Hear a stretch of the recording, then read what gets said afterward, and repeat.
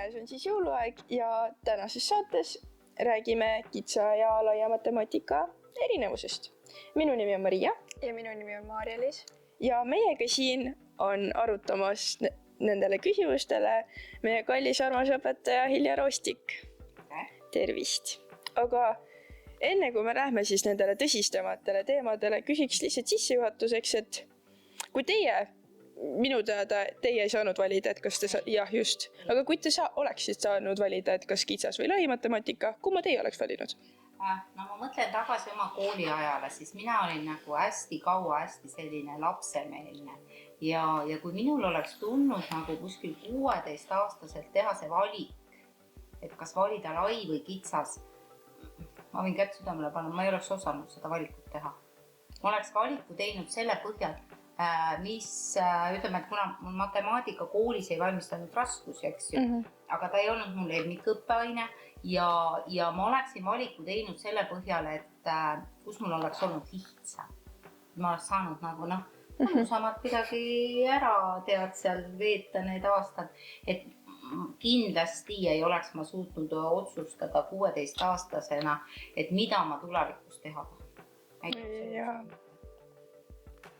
Eks see ongi päris keeruline, aga nüüd see ongi nagu siukeseks normiks saanud ja ongi jah, täiesti norm, sest et ilma valikuta ju tegelikult gümnaasiumis ei saagi. Just. Et selles mõttes ongi, et tänapäeva noored nagu saavad palju kiiremini suuremaks. Eks ole ju, et ma juba 16-aastaselt tegelikult pean teadma, mida ma tahan minna tulevikus õppima, mis on see minu eriala ja et noored ongi pandud tegelikult väga raske valiku ette. Et sellepärast ma tahangi teid tunnustada, et sellise podcasti välja mõtlesite, et äkki meie tänasest vestlusest on kuidagi abi nendele noortel, kes tulevad edaspidi riigigümnaasiumisse või üldse mitte ainult meie kooli, aga ükskõik kuhu nad lähevad, et neil oleks nagu mingi baas või mingigi nägemus selles, et mis neid ees ootab. Ei, see oli täiesti väga õige plaan. Me väga loodame, et see just aitabki kõiki ja siukese mõnusa istumisega saame ilusasti küsimustele vastata aga kõige esimesena küsikski teilt kohe ära, et aga mis vahe on kitsa ja laia matemaatika kursuse plaanidel? Et kas kitsa ja laia matemaatika kursustel on ka sama palju tunde? Kui palju nemad üksteisest erinevad? Et ma alustaksingi sellest, et gümnaasium, meie gümnaasium vähemalt töötab riikliku õppekava alusel. See tähendab, et me ei saa nagu ise otsustada mingisuguseid valikuid siin põhiainete osas. Et meil on ette öeldud, eks ole, et matemaatika kursuseid, kui õpilane valib siis kitsa matemaatika, siis on tema riigi poolt ette nähtud 8 kursust selle 3 aasta jooksul. Kui sa valid laia matemaatika, siis on riigi poolt ette nähtud sul 14 kursust. Nüüd toongi siia selle mõõtsme, et kui me edaspidi hakkame võib-olla sellest teemade käsitlusest või sellest natuke rääkima lähemalt, et meil on siin riigigümnaasiumis on ikka selles mõttes nagu väga hästi vedanud, sellepärast, et kool on leidnud selle ressursi, et meil on nii kitsast kui laia matemaatikat tegelikult 15 kursust selle 3 aasta jooksul. Kuigi riiklikkus on, eks ole, nähtud ainult laiale 14 ja kitsale 8. Need on siis nagu need miinimumid. Just. Aga see ongi väga paljud koolid võtavadki selle endale siis sihiks ja nad ei pakugi rohkem. Nad ei pakugi rohkem neid, et sul oleks veel võimalus, nii nagu meil on praegu.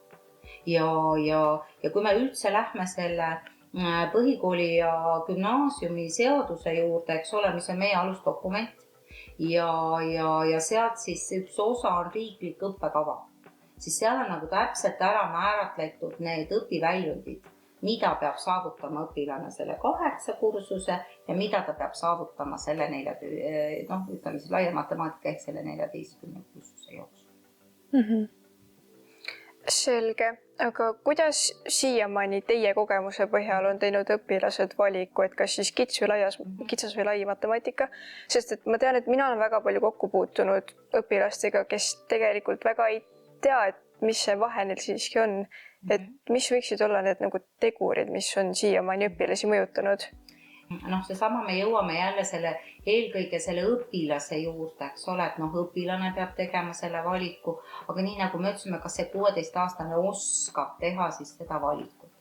Et nii palju nagu mina olen aru saanud, siis meie kogukonnas peetakse seda kitsa matemaatika õppimist nagu, et noh, see ei ole ikka päris õige matemaatika. Et kuidagi selline ühiskonna surve on see, et noh, et kui ma ikka käin gümnaasiumis, siis ma pean ikka õppima seal ja hakkama saama laias matemaatikas, eks. Noh, mina jällegi nii ei arva ja tihtilugu nüüd õpetades siin ma näengi seda, et see vanemate surve õpilasel, et sa pead ikka vähemalt proovi, eks ole, seal laias matemaatikas hakkama saada, et üks tegur on kindlasti see, et see vanemad nagu niimoodi jõuliselt kuidagi survestavad või on see ühiskonna, kogukonna surve, vanemate surve, eks ole ju, siis võib-olla ka mõni noor on nii teadlik, et ta teab, mida ta tahab peale gümnaasiumi lõppu teha. Et siis tema valib juba endale selle kas kitsa või laia matemaatika, kui tal see teadmine on olemas, eks ju. Ja siis on ka need õpilased, 1/3, eks ju, neid, kes, aga sõber läheb, ma tahan sõbraga koos olla. Et uus kool ja sõber läheb, olgu, ma lähen ka siis sinna, eks ju. Et kuivõrd teadlik see sõbergi on, aga et just see, et ma tahaks kellegagi koos seal olla, et niigi uus kool ja uued sõbrad ja ma olen hirmul ja uued matemaatikaõpetajad, eks ju, kellest alati on loodud kuvand kui mingist õudsast kohutavat poist, eks ju. Et siis on ka see üks tegur on, aga tegelikult ega sellist ühte tegurit me ei saa välja tuua selle kitsa laia matemaatika valikul.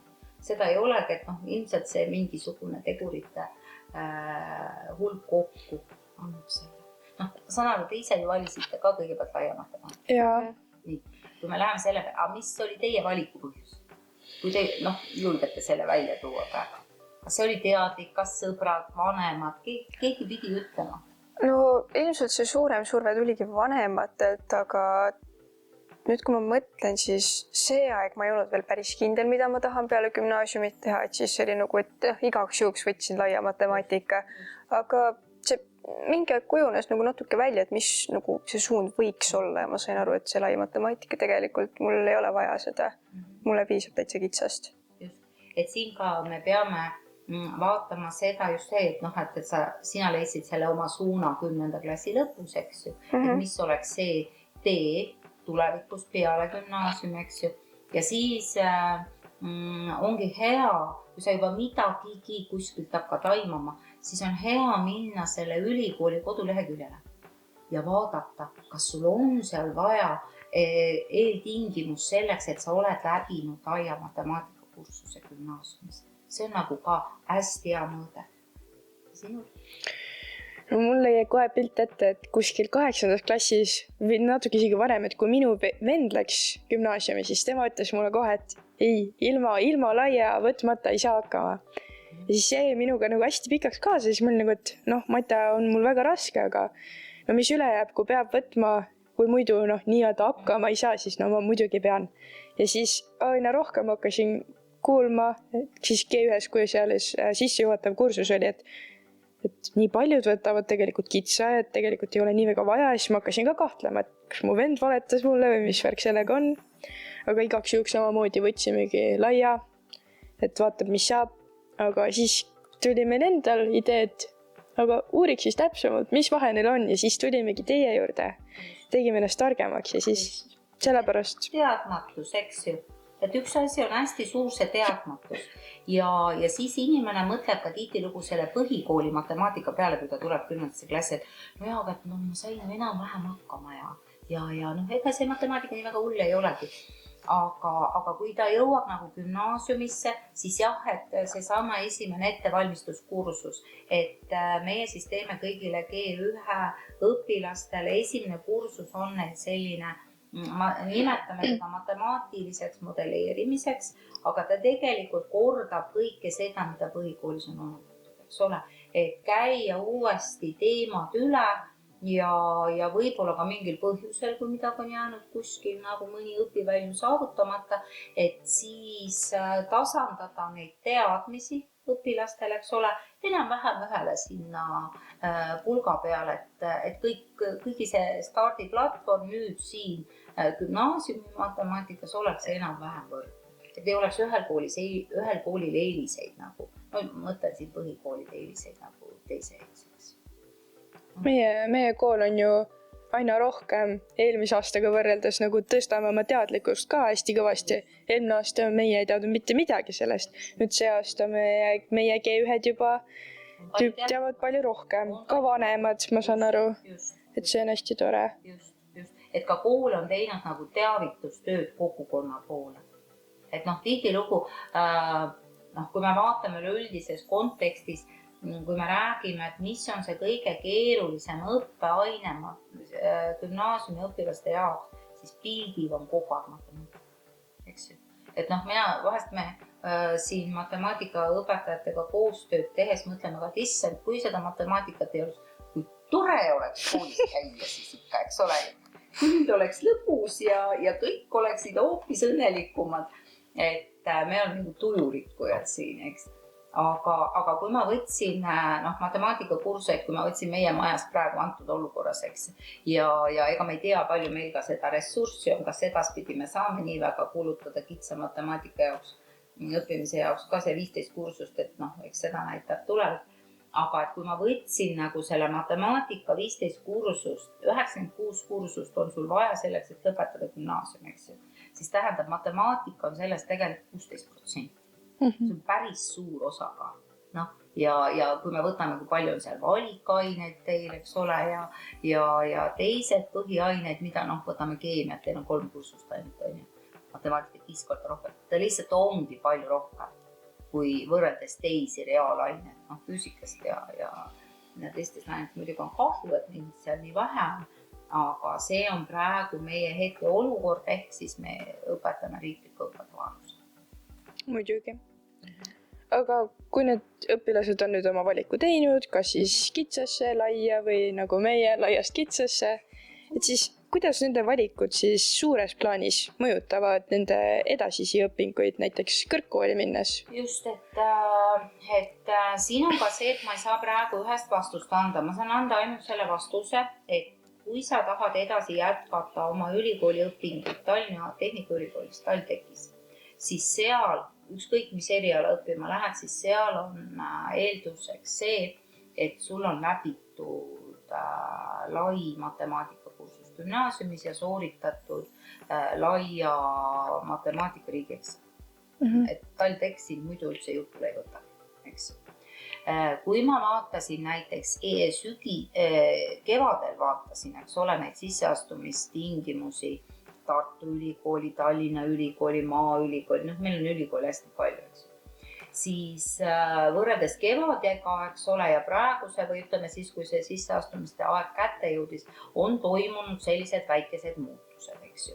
Et kui sa oled läbinud seal näiteks Tartu Ülikoolis, eks ju, kui sa oled läbinud laia matemaatika kursuse, siis oli sul võimalus aga loomulikult see oli ka see, et sa eksami oled teinud ikkagi, riigieksami laias matemaatikas, siis oli sul võimalik teenida seal nagu 16 punkti, lisapunkti. Eks ole, mis annab eelise teiste õpilaste eest, kui sa konkureerisid seal. Et varem seda ei olnud, eks ju, et nad tõid selle kuidagi jooksu pealt sisse. Samamoodi vaatasin Maaülikooli, et me täiesti võtsime nagu ainete või ütleme erialade kaupa. Ei ole kuskil sulle takistuseks, ei Tallinna Ülikoolis, eks ole. Isegi Tallinna Ülikoolis, kui sa lähed matemaatikaõpetajaks õppima, sul ei ole eelduseks gümnaasiumi laia matemaatikakursus läbi. Isegi seda ei olnud seal, eks ole. Jah, ütleme, et seal võib-olla mingid lisapunktid tulevad, aga saad kandideerida kõikidesse ülejäänud ülikoolidesse. See ei tee sulle mitte mingeid takistusi, et sa oled läbinud selle kitsa matemaatikakursuse. See on küll, aga loomulikult see võib muutuda jällegi, eks ole ju, kevadel, kui hakkavad päris need sisseastumiskatsed ülikoolidesse, sest seal on ka võimalik sul asendada nagu siis teadmiste testiga, akadeemilise testiga ülikoolidesse, et jah, see takistab sul ainult, ütleme, TalTechi astumist, aga teistes ülikoolides. Nii et kitsaga saab isegi väga hästi hakkama. Absoluutselt saab ja ma tegelikult, sa küsisid ka, et kas see tundide arv oli nagu erinev, siis tegelikkuses, kui me võtame, eks ole, see 15 kursust, mis meil praegu on, see on tegelikult 315 tundi. Oi. Ja, nii kitsa kui laia matemaatika, eks ole, ju see 15 kursust, mis meil on praegu. Et see on 315 tundi. Kui me võtame selle järgi, et kitsa matemaatika teemasid on kuskil keskelt läbi 150 meil. Ütleme, need õpiväljundid ja kui me need liigitame teemade kaupa, ehk siis üle 2,5 tundi on kuskil aega siis ühe teemaga tegelemiseks. Siis laias matemaatikas on 180 teemat, mida läbida. Tundide arv on ju sama, eks ole ju. See tähendab seda, et sul on aega selleks kuskil 1,55 tundi. Tegelikult õpin, järgmisest päevast pool tundi harjutan ja siis tuleks uue teemaga edasi. Hästi kiiresti. Just. Et see ongi tihtilugu ka, et võib-olla seesama teadmatusest, et õpilased ei saa nagu aru, et miks see laias on, miks see õpetaja nii kiiresti läheb edasi. See tegelikult ongi selles teemade hulgas, missugused õpiväljundid tuleb saavutada. No tuli praegu üks vaheküsimus, et kas võib ka äkki, kas ülikoolid ise panevad selle või kuidas nad ei tule päris hästi ette endale, et kas on vaja, muidugi see oleneb väga erialast kõrgkoolis, aga kas võib ka olla, et tulevikus me peame kõik võtma just laia, et saada üle või siukest asja pigem ei kujutaks ette? Ma arvan ikkagi seda, et humanitaarteadused, ütleme, kui sa lähed kas eesti keelt, eks ole, inglise keele filoloogiks, eks ju, et seal ei ole eelduseks see, et sa oled läbinud laia matemaatika kursuse. Pigem on seal ikkagi see, eks ole, et sa oled selle kitsa matemaatika kursuse läbinud, seal ei ole selleks eelduseks, ma ei usu seda. Ma kohe päris kindlasti ei usu, et miks ka üldse on see lai ja kitsas on toodud sisse, eks ole, siin praegu gümnaasiumis õppekavasse. See tegelikult ongi, et mingi aeg ei tahtnud Eestis noored minna inseneeria eriala õppima. Sellepärast et need poisid-tüdrukud, kes tahavad ja on nutikad ja tahavad inseneeria eriala minna, sest meil oli vahepeal hästi TalTechis oli probleem, et ei olnud õpilasi, kes tahaksid. Neil ei olnud üliõpilasi, kandidaate nii palju, kui nad oleksid suutnud astuda. Sellepärast siis, et reformida seda haridust, eks ole, sellepärast toodigi see kitsas lai. Aga ma ei usu, ma kindlasti ei usu seda, et kõik peavad nüüd õppima kitsa matemaatika. Seda on väga tore kuulda. Ma tahaksin loota. Ma tuleks nüüd korraks nende erinevuste juurde tagasi, et ma saan aru, et laial matemaatikal on see teemade õppimise tempo palju kiirem. Aga kas teil on mingeid nõuandeid, et kuidas saaks üldse õpilane endast aru, et kas ta saab hakkama selle tempoga, et kas ta jõuab järgi nende asjadega? Kindlasti gümnaasiumi puhul on see õpilasele endal see vastutuse võtmine, eks ole ju, et ma käin iga kord koolis, kindlasti, eks ole, ma panen maksimaalselt see, mida õpetaja annab, eks ju, ega me matemaatikaõpetajad saame ju aru, et ta ei ole väga selline, lähen rõõmuga matemaatikatundi, jess, et me püüame ka seda muuta nii võimalikult oma selgitustega arusaadavaks õpilased, kui vähegi võimalik, eks ole. Ja et õpilane käiks koolis ja mitte esimese pingutuse peale kohe ei loobuks, eks ju, aga et ta on nõus pingutama ja ta istub ta pingutab, ta küsib õpetaja käest, eks ole, et ma ei saanud siit aru, kuidas siin tuleb nüüd need asjad käivad täpsemalt, eks ju.